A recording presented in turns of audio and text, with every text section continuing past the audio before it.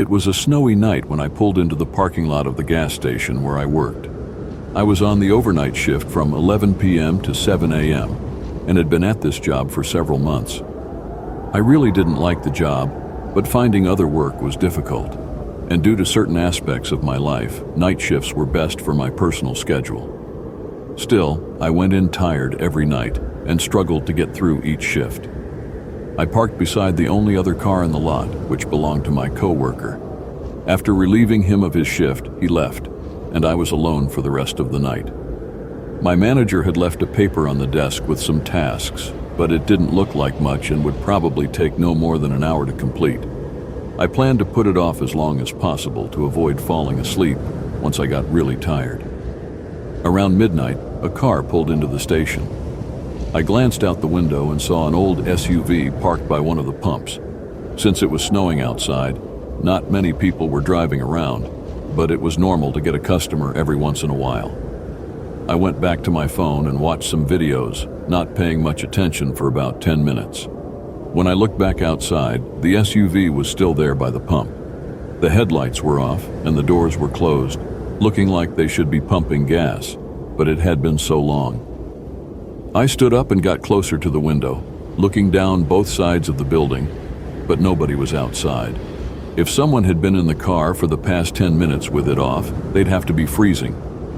It was snowy, windy, and cold, so I got a little nervous for them. I paid more attention for the next few minutes, waiting to see any movement through the dark windows or for someone to get back inside their car, but there was nothing.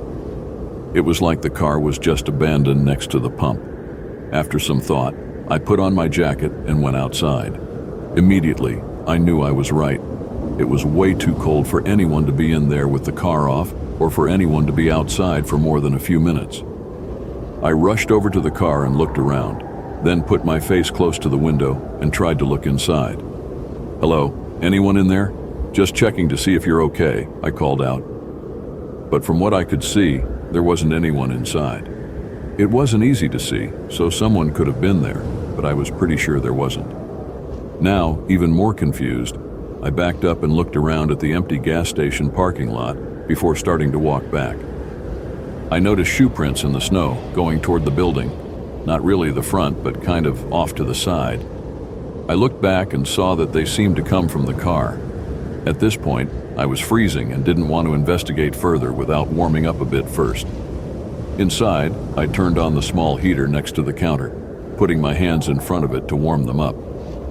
I was only inside for 30 seconds to a minute when a thump resonated through the building from behind me. I spun around, not seeing anything, then walked around the counter to the back. On the floor, there were puddles of dirty water like snow that had melted off someone's boots. Feeling a chill run through me, I stepped closer to the back room and turned the corner toward the supply room. Standing in the dark behind one of the shelves, I could see the outline of a figure. They were tall with broad shoulders and had a large, scruffy beard, looking right at me. My heart stopped for a moment, but after the initial shock, my reaction was to walk back to the counter. I don't know why. Maybe I was just too shocked to react appropriately. After staring at the doorway to the supply room for what felt like an eternity, I quietly picked up the store phone and called the police, whispering for help. Then, I endured the most unnerving 10 minutes of my life as I waited. During this time, I didn't hear or see anything from the supply room, which honestly added to my fear. For some reason, the man never came out to confront me. When 2 cops finally pulled in and came inside, I quietly told them where the man was. They searched the room while I stayed by the front, but I was shocked when they came out with nobody. The man was gone. Watery shoe prints surrounded the back door, but outside there were fresh tracks in the snow going straight away from the gas station, straight into the completely dark, empty field that led on for miles. Nobody could search that at night, but even when they did in the following days, they didn't find anything.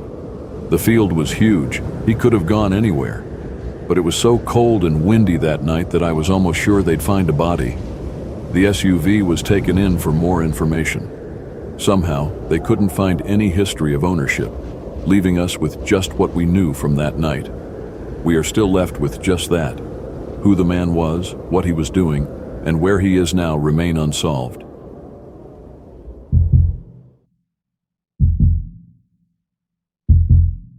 I worked at a restaurant with my older brother during our high school years.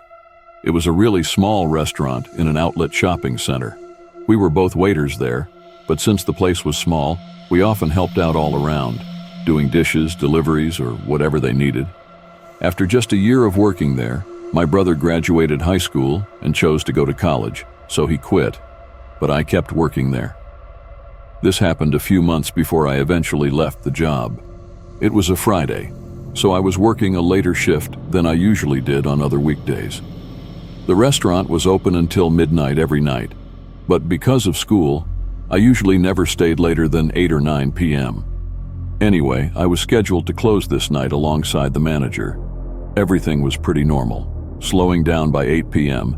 and getting a few people picking up orders for the rest of the evening. At 10:30 p.m., my manager picked up a phone call for a delivery. By 11 p.m., I was driving out of the parking lot and onto the road.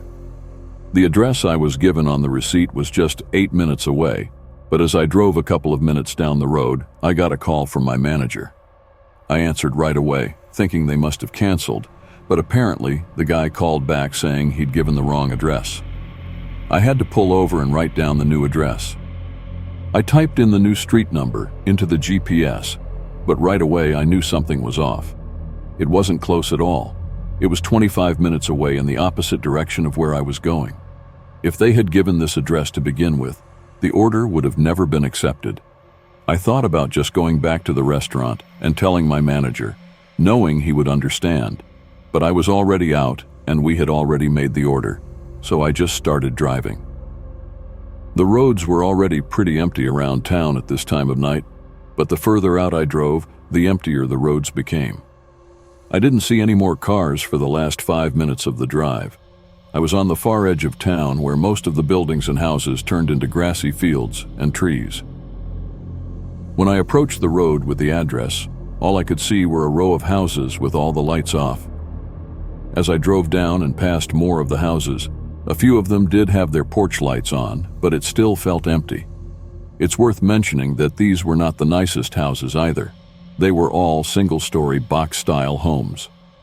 I pulled up to the one I was to deliver to and parked on the side, getting out with the food. I felt a strange, eerie sense as I walked up to the door. It was quiet outside, and with no streetlights and barely any house lights, it was really dark. I knocked on the door and waited. A whole minute passed with no signs of anyone being home, and I was starting to get a little more uneasy, so I just set the bag down and turned to walk back to my car. They hadn't paid yet, but the food was probably cold, and it was no use to me anyway. When I looked over at my car, a man was standing right behind it. He was leaned over like he was looking into the window. I stopped, and I don't know if the man heard me or what, but he immediately looked up at me. I could barely make out his face, but he was older. "Do you need something?" I asked. The man didn't move. I asked again, but nothing changed. Feeling that eerie sense growing, I looked around but didn't see anything other than trees in the dark. Then the man took a few steps back, moving away from my car and standing maybe 5 feet from the door. After a moment, I started walking over slowly, hoping to just get in and leave. As I got right up to the door, the man continued to stare at me from just a few feet away. I cautiously opened the door and rushed inside, but before I could even turn it on, the guy started yelling. I looked over at him, seeing him now facing the woods and just screaming. I turned my head slightly to look where he was looking, and in the woods, I could see 2 or maybe even 3 figures hurrying toward my car. My immediate thought was that this was a setup, and I needed to leave instantly before something happened. I quickly turned it on and reversed out just as the man next to me tried to move behind the car in an attempt to stop me. I was able to get out, seeing and hearing the group of men yelling at me as I sped away. Cops were called, and although not much was able to be found, there were a few things. The house I was to deliver to was apparently a vacant property. It wasn't technically abandoned, but the owners didn't even live in the state anymore. It wasn't for sale either. It was just left as is, rotting away for the past decade. The caller who placed the order is unknown, but the initial address he gave seemed to have no significance. Who the group was, what they planned to do, and so many other things are left with no resolution. But I'll probably be wondering about it for the rest of my life.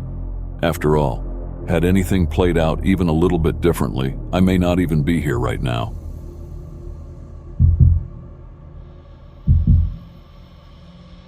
I worked at a retail store in my 20s as an overnight lead.